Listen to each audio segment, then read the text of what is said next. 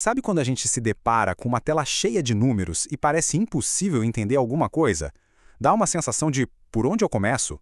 Pois é, fique tranquilo porque hoje a gente vai transformar exatamente esse caos em clareza. E o melhor, passo a passo. O nosso roteiro de hoje é bem direto. Primeiro, a gente encara o desafio dos dados brutos. Depois, vamos conhecer duas ferramentas-chave para organizar tudo. Aí, montamos a tabela completa e, no final, o mais legal, vamos ver como ela nos ajuda a encontrar as respostas. Vamos nessa? Ok, o nosso ponto de partida é esse aqui. Uma lista com o faturamento de várias empresas brasileiras, tudo em milhões de reais. Olhando assim, de primeira, é só um amontoado de números, concorda? Difícil tirar qualquer conclusão daqui. E a nossa meta é transformar aquela confusão inicial nisto aqui. Uma tabela limpa, organizada, que conta uma história. A grande pergunta é, como é que a gente faz essa mágica? Qual o caminho para sair do caos e chegar nessa clareza toda? Bom, então, aqui começa oficialmente o nosso desafio. Temos em mãos os dados de faturamento de 30 empresas. Nossa missão é encontrar os padrões que estão escondidos no meio dessa lista. E a nossa primeira ferramenta para isso é a frequência absoluta. Pode parecer um nome técnico, mas, no fundo, é uma das coisas mais simples e poderosas que existem na análise de dados. É basicamente a arte de contar. A definição é exatamente essa. Frequência absoluta, que a gente representa por um F minúsculo, é só isso. Quantas vezes um valor específico apareceu na nossa lista, sem nenhum segredo.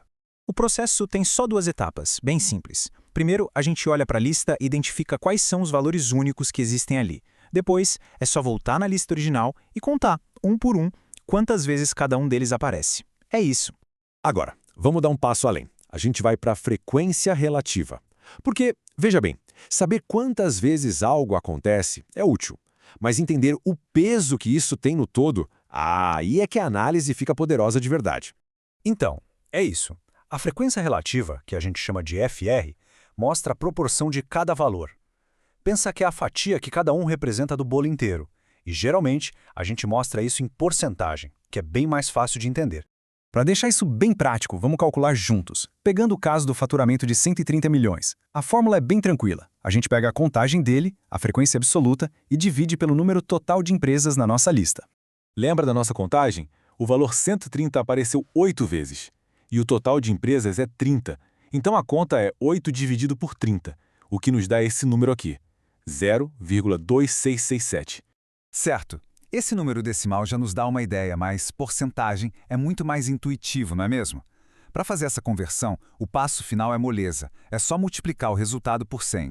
E pronto, 0,2667 vezes 100 dá 26,67%.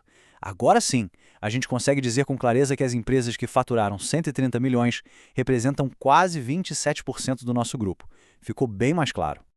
Ok, agora que a gente já entendeu a frequência absoluta e a relativa, chegou a hora de juntar tudo. Vamos montar a nossa tabela e ver a mágica acontecer. E olha aí o resultado, a gente repete aquele mesmo processo para todos os outros faturamentos e... tcharam! Aquela confusão de números virou isso, uma fonte de informação super organizada. Agora sim dá para enxergar o que está acontecendo. Mas não adianta nada ter uma tabela bonita se a gente não souber usar, certo? O verdadeiro poder dela é responder perguntas de forma rápida. Então vamos testar. Primeira pergunta. Qual foi o faturamento mais comum em termos de porcentagem?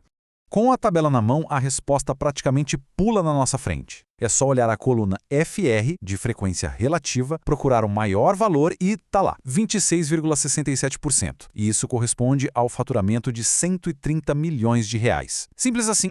Segunda pergunta. E aquele faturamento mais alto, de 230 milhões, qual o peso dele no grupo todo?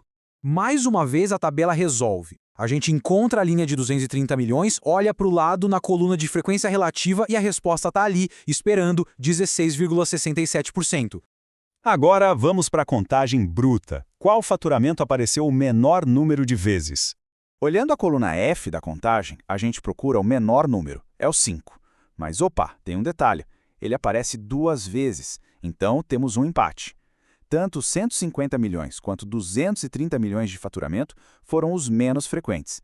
Última pergunta, essa exige um passinho a mais. Quantas empresas no total faturaram 150 milhões ou mais?